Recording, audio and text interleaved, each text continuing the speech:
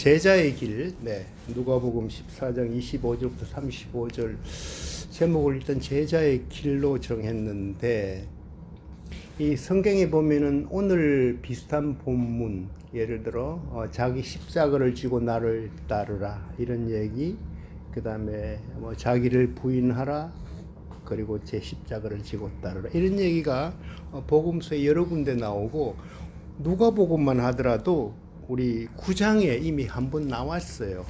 이야기가 강조되는 배경은 조금 다른데, 누가복음 9장 23절에도 누구든지 나를 따르려면 자기를 부인하고 날마다 자기 십자가를 지고 따라야 한다. 오늘 14장 25절부터 이제 큰 무리가 예수를 따를 때 예수님이 그들을 돌아보면서 하신 말씀이 자기 십자가를 지라는 결론에 이르기까지 그 앞에 뭐를 던지는가 하면은 굉장히 구체적인 얘기를 던지죠. 누구든지 내게 오면서 자기 부모와 아내와 자식과 형제 혹은 자매와 자기 생명일지라도 나보다 더 사랑하면 내 제자가 될 수 없다. 자, 무리들이 그 말을 들었을 때 느낌이 어땠을까? 그죠? 야, 이거 쉽게 따라가는 게 아니구나. 팬 정도로 따라가서는 될 일이 아니구나. 우선 그런 느낌을 받았을 것 같아요. 그죠? 근데 이제 첫째 제가 나눌 얘기가 제자의 삶을 살기 위한 기회 비용. 이 기회 비용은 경제학을 한 사람들은 굉장히 중요한 하나의 뭐랄까, 경제학에서 굉장히 중요한 원리야. 그게 기회 비용이라는 게 무슨 얘기인가 하면요, 우리가 어떤 생산 활동을 하든 또는 뭐 소비를 하든 선택을 한단 말이야. 내가 이것을 생산할 것인가 또는 이것을 소비할 것인가. 그러면 그것을 선택하는 순간 뭐가 된가 하면 그것 때문에 선택하지 못한 게 반드시 생기게 되죠. 그러면 그 선택하지 못한 것 중에서 가장 가치가 있는 그것이 바로 내가 선택한 것에 대한 기회비용이에요. 예를 들어 중국집에 가서 짜장면, 짬뽕 먹는단 말이야. 그죠? 그럼 그거는 이제 선택이 늘 갔을 때 그냥 요리시키지 말고 짜장면, 짬뽕 중에서 택하시오. 그랬을 때 짜장면을 내가 선택하면은 그 짜장면을 선택한 것의 기회비용이 뭐냐? 그게 짬뽕이에요. 근데 짜장면 값이나 짬뽕 값이나 비슷해. 그러면 그게 그거라. 근데 기회비용이 심각하게 와닿지가 않지. 짬뽕을 선택한 사람은 짜장면이 기회비용이 돼. 그런데 거기 조금 더 나갑니다. 우리 버스를 탄단 말이야. 그죠? 그러면 경로석이 있잖아, 앞에. 임산부석까지 포함해서. 지하철에도 마찬가지로 있단 말이에요. 근데 이상하게도 버스에서 그것이 비어있는 가능성은 지하철보다 훨씬 낮아. 지하철은 그냥 비어있는 경우가 많은데 경로석에, 버스는 대부분 거기를 앉아. 그죠? 그럼 거기에도 일종의 바로 기회비용이라는 게 작용해요. 무슨 얘기인가 하면은 내가 앉음으로 해서 지불해야 될 대가, 서 있음으로 해서 지불해야 될 대가가 있단 말이에요. 그죠? 그러면 서 있는 사람이 앉아버렸단 말이지. 앉았다는 얘기는 내가 이게 서 있는 것 자체가 버스에서 서 있으면 뭐죠? 지하철보다 훨씬 고통스럽다 이런 얘기야. 그죠? 그럼 다른 말로 해서 버스에서 서 있는 기회 비용이 지하철에서 서 있는 기회 비용보다 크다는 얘기예요. 그죠? 이제 이게 비용 개념이 그렇게 되는 거라. 자, 그러면은 예를 들어 내가 하던 직장 다니던 직장 그만두고, 월급 몇 천만 원 받는 거 이거 그만두고 내가 가게라도 또는 장사라도 해서 해야 되겠다. 퇴직금 받아서 이 생각을 하고 결정할 때가 있죠. 근데 그렇게 해서 내가 받던 연봉보다 참 이것저것 빼고 돈을 좀 더 벌었어.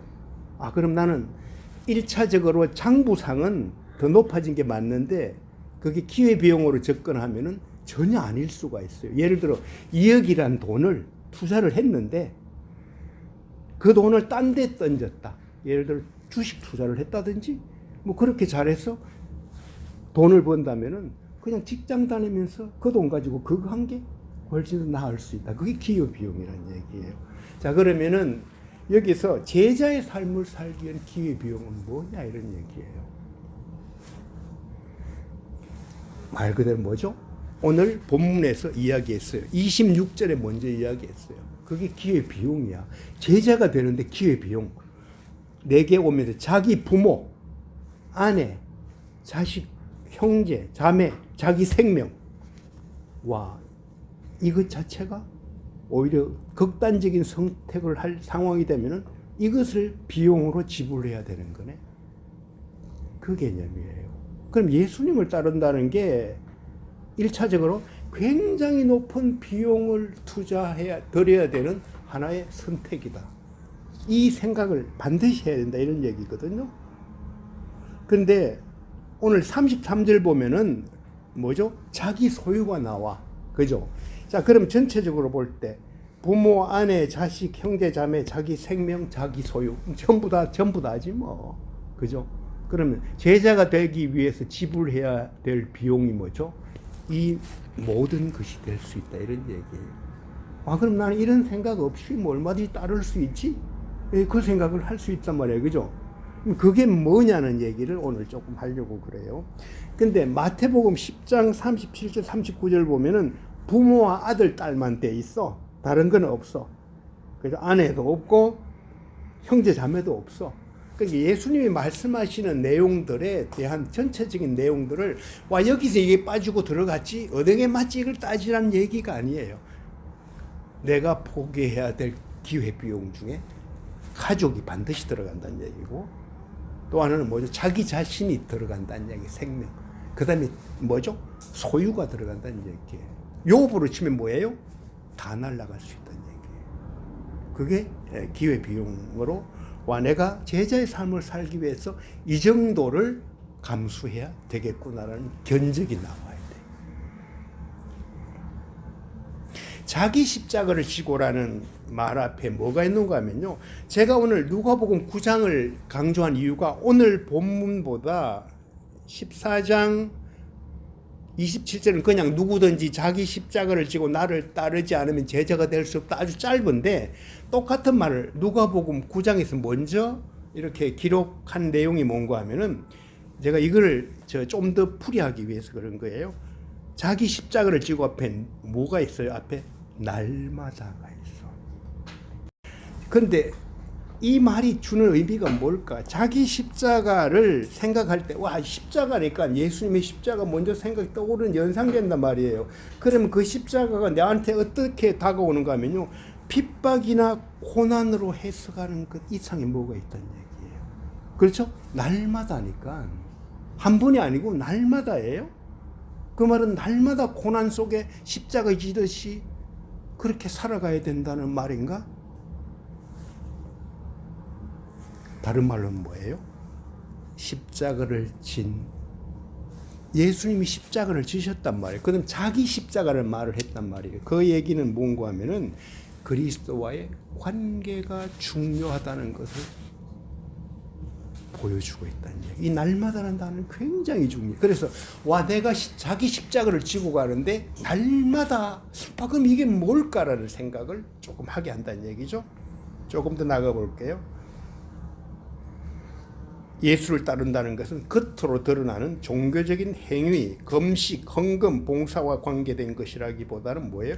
주님을 사랑하고 함께 교제하고 동력한다는 자세와 본질에 관한 것이다. 그래서 여기서 자기 십자가라는 얘기를 말이죠. 내가 어떤 신앙생활을 하면서 고난을 받고 하는 이런 부분들이 먼저 연상되는데 여기에서 누가가 강조하고자 했던 얘기를 따라가다 보면은 그거보다는 뭐 어떤 관계, 주님과의 관계를 이야기하는 게 아닐까. 우선 그런 생각을 먼저 하게 한다는 얘기죠. 그 다음에 자기 십자가를 지라는 대상으로 이 재밌는 게 있죠. 마태복음은 제자들만 해서 제자들만.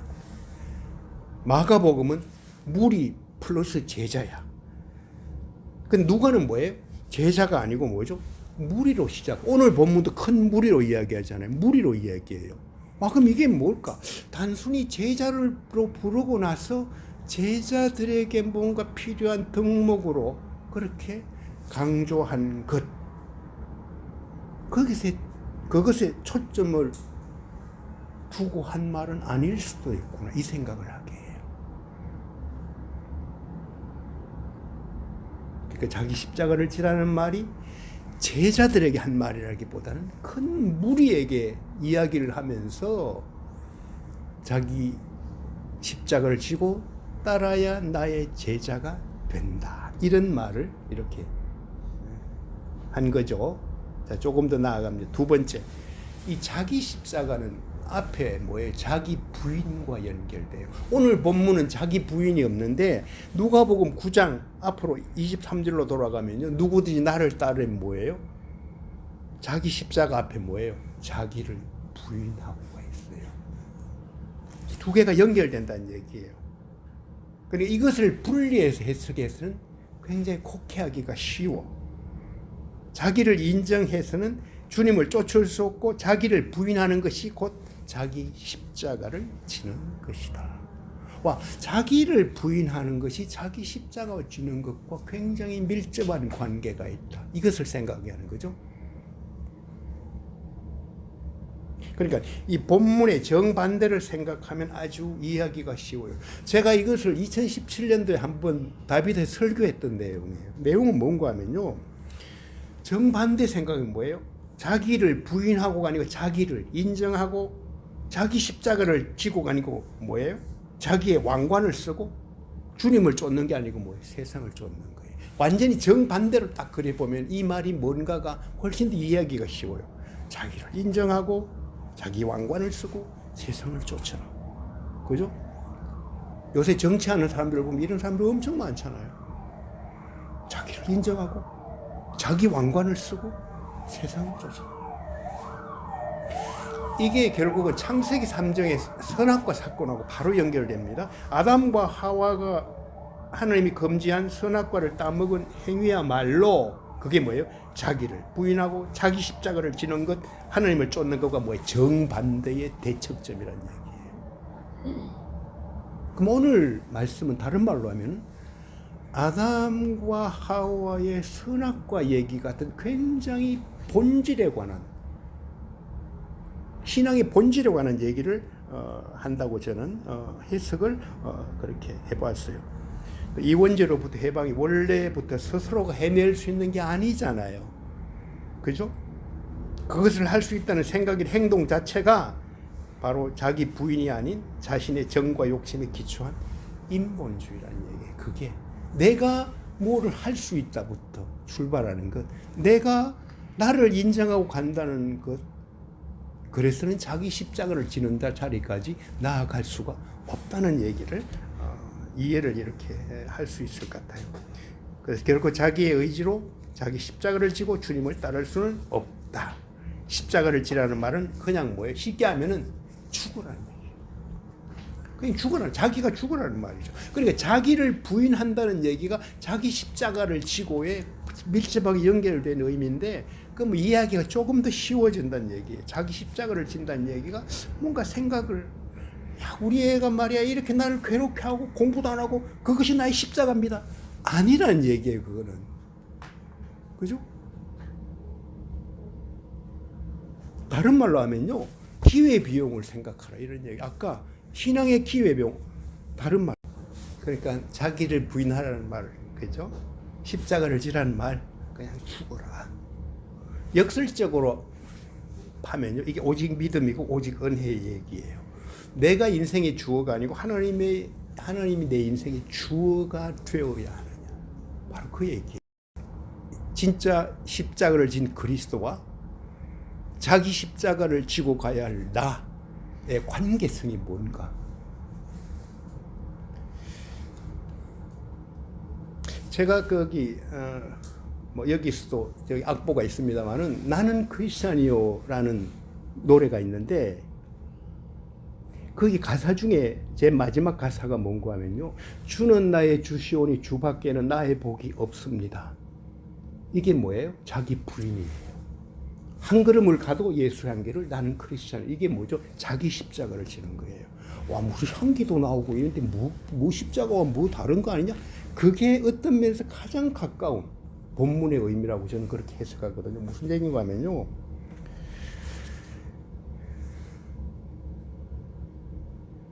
주님이 그리스도, 나는 그리스도인.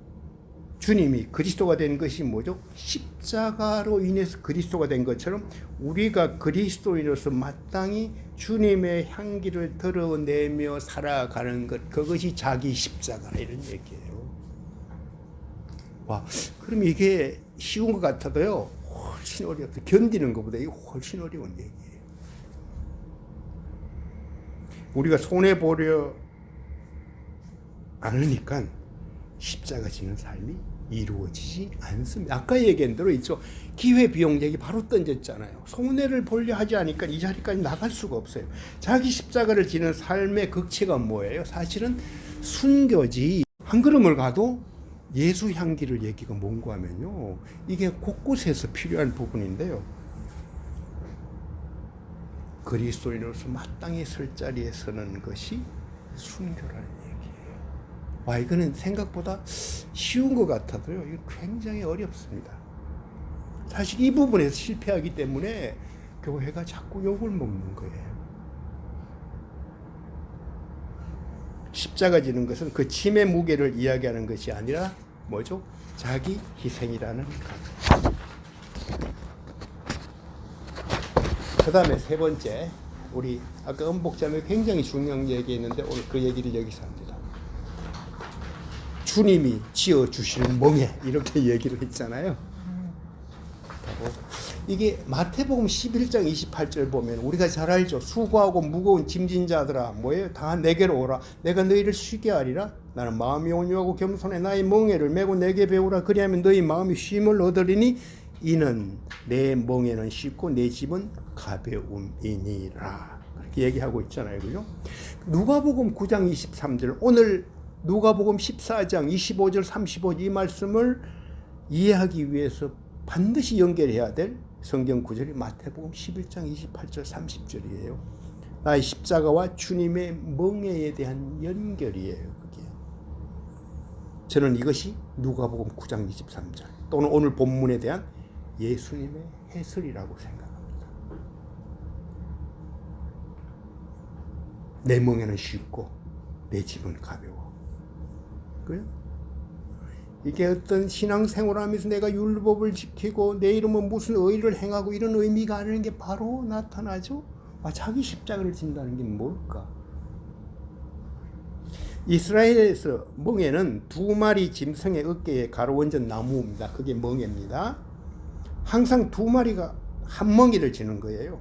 멍에는 혼자 지는 게 아니고 엄마 소와 아기 소가 멍에를 진 것처럼 주님이 다 하시니까 뭐예요? 멍에가 쉽고 가볍다고 이야기하는 겁니다. 주님과의 연합을 의미하는 겁니다. 제가 그 얘기해요. 우리 뭐 레일 바이크 탈 때, 그죠? 힘 있는 나하고 힘 없는 김 목사님 옆에 만약 타서 간다. 안 주고 가만히 있지. 나 혼자 졌지. 힘을 내는 사람. 그죠? 네, 신용은 하시겠죠. 신용만 하는 거. 맞아. 굉장히 중요해. 지난번에 신용만 그 하는 거. 인천 그쪽으로 레일바이크를 타러 갔는데 효진이하고 나하고 탔는데 나는 가만히 있고 효진 엄청 고생 얘기해. 씩씩거리더라고. 아니, 저 관절이 안 그럼요.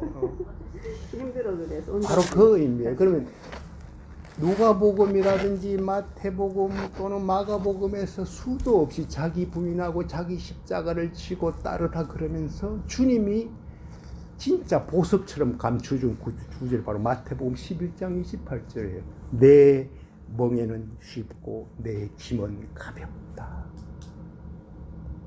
아니 그게 진짜 힘든 일 같으면 자기 십자가를 지고 가는 게 힘든 일 같으면 이 표현했겠어요? 쉬운 게 아니지. 어렵죠. 엄청 죽어도 안 되죠. 아가서 8장에 묘사된 그 사랑의 관계입니다. 죽음같이 강한 사랑이고 물과 홍수도 끄지 못하는 사랑이 못하고 사람이 온 재산 다 주고도 살 수 없다는 것. 나의 십자가가 죽음을 의미한다면 주님의 멍에, 즉 예수님이 지신 십자가는 사랑을 의미합니다. 그죠? 이 두 가지가 같이 공존해. 나의 십자가, 제 십자가, 나는 수고해야 되구나. 주님이 뭐죠? 주님의 십자가, 그것이 바로 당신을 희생함으로 살리신 사랑. 그래서 뭐예요? 주님의 사랑은 죽음같이 강하다는 얘기. 멍에는 하나님이 함께 하신다는 겁니다. 자기 부인이나 자기 십자가가 내가 해야 할 의무라면 내 멍에는 쉽고 내 짐은 가볍다 라고 하지 않았을 겁니다. 주님은 쉬게 하리라는 말로 나의 십자가를 진다는 의미를 설명합니다. 쉬게 하리라. 와, 나한테 오면 쉬게 하리라. 그죠? 우리로서는 주님 주신 십자가, 그 은혜에 자신이 항복하는 것을 의미합니다. 날마다 제 십자가를 지고 나를 따르라는 목표는 결국 나와 같이 멍에를 메워주시는 주님께서 뭐에 도달하게 하는 자리입니다. 그러니까 조금 마음이 편해졌죠? 뭘까? 이게 뭘까? 독한 마음 먹고 내가 모든 거 다 재산 다 버리고 지난번 얘기대로 자식들 다 팽개치고 이렇게 하는 것보다는 뭔가 그분과의 관계를 설정하는 쪽에 먼저 초점이 이렇게 맞추시네. 그러면 뭐예요? 지혜롭게 하나님이 이루어가는 것들을 보게 된다는 얘기예요. 요약을 하면은 자기 부인의 과정은 하나님께서 그렇게 이끌어 가신 것, 자기 십자가를 지고 주님을 쫓는 것도 주님께서 같이 지며 함께 동행하는 것. 십자가는 자기가 힘으로 지는 것이 아니라 은혜로 진다는 의미에서 삶의 벼랑 끝에 있는 사람이 자기 십자가를 지기 쉽고 하나님의 십자가로의 초대에 응하기 쉽다는 것. 이게 영적인 역설입니다. 참 이상하게도요, 누가 자기 십자가를 그런 의미에서 잘 지느냐 하면은 벼랑 끝에 있고 힘든 사람이 오히려 그걸 잘 져요. 왜? 자기 부인하는 자리로 가기가 쉬워서 그래. 그게 주님께만 매달리기가 쉬워서 그래요. 그게 다비드 자매들이 자기 십자가를 쥐기 쉬운 비밀이 여기에 있는 거예요. 자기 십자가가 아까 뭐라고요? 나는 죽고 내가 주가 아니고 주님과 함께 멍에를 메고 갈 준비가 돼 있고 주님 나 좀 이끌어 주십시오 라는 그것이 나올 수 있다는 얘기죠. 이것이 하나님께서 30년 동안 가르쳐준 다비다의 영성입니다. 마지막으로 제가 온종에서 소원으로 했는데요. 제 거기 뭐죠? 뭐 글 쓰는 필명이라 이런 게 지금 소원으로 쓰는데 소온. 작을 소에 평안할 온자예요. 평온할 작은 평안이야. 근데 제가 이걸 원래 뭐로 지었는가 하면 온종이에요. 온종. 날마다 제 십자가를 지고 나를 따르. 이게 온종이에요. 다른 말로 하면 날마다 제 십자가를 지고 나를 따르라. 온전히 쫓았다. 이게 여호수아 14장 내가 8절 묵상하면 하나님 만나고 나서 정했던 이름이에요. 얼마나 그때 내가 감동했는지 오늘부터 나는 온종이다. 온전히 주님을 쫓는다. 온전할 때 온전 온자에 쫓을 종자예요. 이거 말과 내 짐은 싣고 나는 온유하고 겸손히 나를 배우라. 와, 이 두 가지가 충돌하네. 처음에 그래서 이제 온종이라고 지었는데 이게 갈수록 불편해지는 거라 온전히 쫓아라 그러니까 이름값도 못하는 것 같고 이름 원래 거룩하게 지어놓으면 불편해지는 거 많아. 그죠? 그래서 이제 내가 아예 이름을 바꿔버렸어요. 종자 빼버리고 쫓아간다 따른다 이 말이 부담스러우니까. 그래서 주님 나한테 그냥 작은 평안으로 할게 이렇게 하면 내 이름 바꾸면 안 될까요? 그래서 바꾸었어요. 근데 그렇게 할 용기를 준 구절이 뭔가 하면요, 바로 오늘 제가 마지막으로 제시한 마태복음 11장 28절이에요. 내 멍에는 맥이 쉽고 내 짐은 가볍다. 주님이 내가 주님을 따라간다는 그 일종 강박적인 의미, 그거로부터 자유함을 얻었다는 얘기예요. 내가 온전히 주님을 쫓는다. 이것보다 내 몸은 쉽고 내 짐은 가볍다. 나와 같이 가자. 그래서 내가 무엇을 따라가고 쫓아가고 하는 의미보다는 뭐죠? 동행이라는 의미로 하나님은 우리에게 오늘도 그렇게 다정하게 이야기하고, 그래서 뭐예요? 일어나서 같이 가자. 너 나를 따라와. 이 의미에 담긴 다른 말이 뭔가 하면요, 우선 겉으로 들을 때, 무리를 향해서 그 말을 했을 때 일종의 그건 하나의 테스트일 수가 있어요. 너가 부모와 자식, 아내 뭐 다 버릴 수 있냐고, 이 말 던지는 것만으로도 아마 많은 사람이 떨어져 나갔을 수도 있을 거야. 근데 실제 주님께서 하신 말씀의 의미는 뭐죠? 나랑 함께 가자. 그래서 제자의 길이라는 이 속에서 주님은 우리를 자녀 삼으셨고, 그 다음에 제자로 친히 훈련시켜가고, 옆에서 멍에를 치다 보면은 나름대로의 나 속에서 어떤 영적인 근육도 생겨가는 거. 하나님이 우리를 그렇게 훈련하는 방법이라는 생각을 합니다.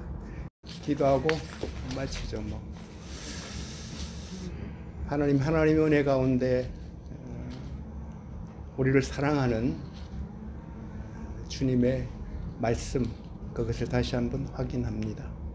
나를 따라오려면 자기를 부인하고 자기 십자가를 지고 쫓으라고 그랬는데, 그 말씀 속에 주님이 담아 놓으신 또 다른 아버지의 마음을 동시에 헤아립니다. 내가 너와 같이 몽에를 메고 가겠다. 내 짐은 가볍다. 너는 그냥 쉬는 정도로 생각해라.